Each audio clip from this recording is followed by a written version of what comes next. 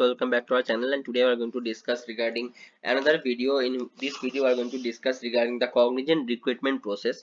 So recently I have posted that Cognizant again started their hirings, okay, and this hiring is for 2023 batch they have declared. So this hiring is not for Cognizant Gen Z role, okay. So those Cognizant already on campus hiring is done for Cognizant Gen Z Elevate, these two roles, but this particular hiring is for not Gen Z role. This is for digital workplace services role. Basically this is a technical support role, but this is for those who have already applied for this. If you have not applied, go and check that video, and if you find the link is still online or still active, go and apply for this as soon as possible, because this is a very good opportunity, and the CTC for this also 4 LP, that is the same as in Cognizant Gen Z. So this is going to be the discussions regarding the recruitment process of that particular hiring. So we are going to discuss what you should prepare, what are the things you need to do for this particular recruitment. But before moving on, make sure you are subscribing to our channel and joining our Telegram group for further discussions regarding this and other recruitment processes as well, because we post regarding different hirings daily. Round that is Cognizant has doing this time, okay. For previous batches also, the hiring for Gen Z roles, there were aptitude round first, and then there was a communication round, but that communication round was not like it was not elimination test, okay. That was like almost like, if you even if you do not pass, that was fine, they you just have to appear for that. But this time it has changed. This time the communication assessment might come first, and then you need to go through aptitude test, okay. Because this particular job role, communication is one of the most important criteria they are mentioning, okay. So this is like mandatory to clear. You have to clear this communication assessment to go further in your status, like to go further in your candidature. So first you need to clear this communication assessment, but you need to know how you can clear this. For that you need to know what type of questions you might expect and what type of questions they ask, what are the different segments, these things. So in the communication assessment, there are basically 4 types of things they try to comprehend. First thing is your reading skills, second will be your listening skills, third will be your grammar, and fourth will be your speaking skills. So in the reading segment, there would be given some statements will be written, some lines will be written. You need to speak those lines. Just you need to read those lines from the screen and record it. That will be your reading skills. For that same section only, there might be some use of listening skills as well. Like there was an audio given, and if you have to listen to that particular audio and then speak what you heard in the audio. Okay, there will be 1 to 2 lines. Okay, like in the audio you will be that will be for one time only, like only one time you could listen to that audio, and after listening you have to listen to carefully also, because that's the listening skills. You have to listen carefully, like what you are listening in absent mind and you forget, then the line will not be okay. So make sure you are listening carefully and repeating the same thing. Next thing will be fill in the blanks. There might be some fill in the blanks by listening as well, and otherwise reading as well. Like there will be some fill in the blanks where you need to put preposition or different tense words, like that, okay. Like there was a verb given, which tense will be appropriate for that, so there might be a fill in the blanks like that also. And next will be comprehension. So there will be a comprehension, but this comprehension you don't have to write, you don't have to read, you have to listen, okay. So the comprehension will be like it will be a story of like 2 minutes, like that given, and you have to listen to that particular story, and then there will be some questions asked from that particular story, so you have to write those answers. So the comprehension is similar, like how comprehension skills are there, but this only one thing will be different, that instead of reading you will be listening to the comprehension part. Next will be grammar. There might be many grammatical questions like error detection, fill in the blanks, tense, these things will be there. Also your speaking skills will be there, like there will be 2 or 3 topics given, and you have to speak on each of them for at least 90 seconds to 2 minutes, okay. So there will be some time given for thinking and some time given for speaking. You have to speak on that topic based on the given points. To clear this communication assessment, then there might be a new round, that will be a aptitude test, okay. So after clearing this communication assessment, you might go through a aptitude test as well. So what happens for this aptitude test and what type of questions there, what is the cutoff? So for aptitude test, the level is generally easy to intermediate, okay. There is no hard questions there.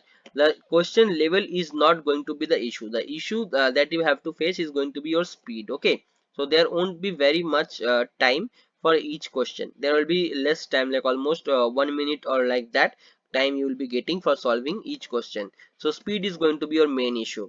There will be three sections again, that is English or vocab section. English, like inside English there will be vocabs as well, and there will be maths or quants, and there will be reasoning. So there will be three sections, and in the maths there will be arithmetic based questions, there will be data interpretation might be included in that part. Also there might be questions from like train, board stream, age, then ratio proportion, compound interest, simple interest, partnerships. These type of questions might be there. Also some mensuration questions also might be there. Next is reasoning. Reasoning, there might be questions from syllogism, game based puzzles might be there, and also there might be questions from other thing like blood relation, and like there will be series and sequence, missing number. These things might be there.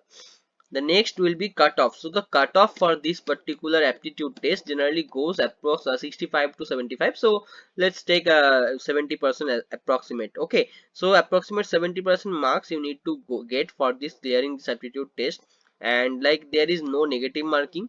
Okay, so make sure even if you cannot give any answer, just read the thing first before starting exam. There will be instructions, so read it first. Like in every exam till now there is no negative marking, but still to be sure, read it. I think there will be no negative marking, because that's not never happened that there is negative marking. So this time also there will be no negative marking. So if there is no negative marking, make sure you are not missing any question. Even if you do not know, mark whatever you think is correct.